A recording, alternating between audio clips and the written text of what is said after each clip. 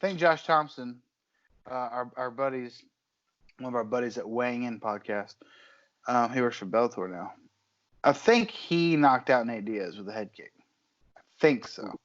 Check it out. But even that wasn't like a punishment. Josh Thompson TKO'd him with a head kick. Sidebar: I'm not a homosexual, but Josh Thompson is one of the best looking fighters in MMA. Has to be. Just look up some pictures of Josh Thompson. I mean, I talked about him and Tony a lot because Tony beat him up real bad from the bottom. I mean, we're talking about that when we're hyping up Gaethje and Tony. Yeah, he's a pretty good looking guy. He's a handsome fella. He's a handsome fella. He's down there. He's not ugly. He's not. He's the name that gets flipped. You hear people talk about good looking MMA fellas. You always hear Luke Rockhold. You'll hear Paulo Costa. You hear shit like that, and I'm like, guys, Josh Thompson. Josh Thompson is a stud. You're out there on the message boards. He's not a bad looking guy. Guys, we're forgetting about Josh Thompson.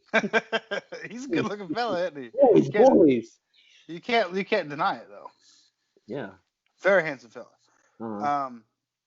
I actually messaged him after he was on Rogan's podcast and was talking how good of a podcast it was. He was on Rogan's show, yeah.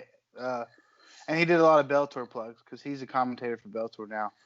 And I messaged him and I was like, I said, yeah. I said, hopefully your podcast brings more eyes to, because I know we rarely talk about it on the podcast, but there hasn't really. I mean, they're not going on right now, so they're not. No, and I'm a fan of Bellator. And then you think I don't know some of those UFC guys? I really don't know some of those Bellator guys, but I like to watch though, and it's not a bad program at all. They got some really good guys. Some of the champions are really high level fighting.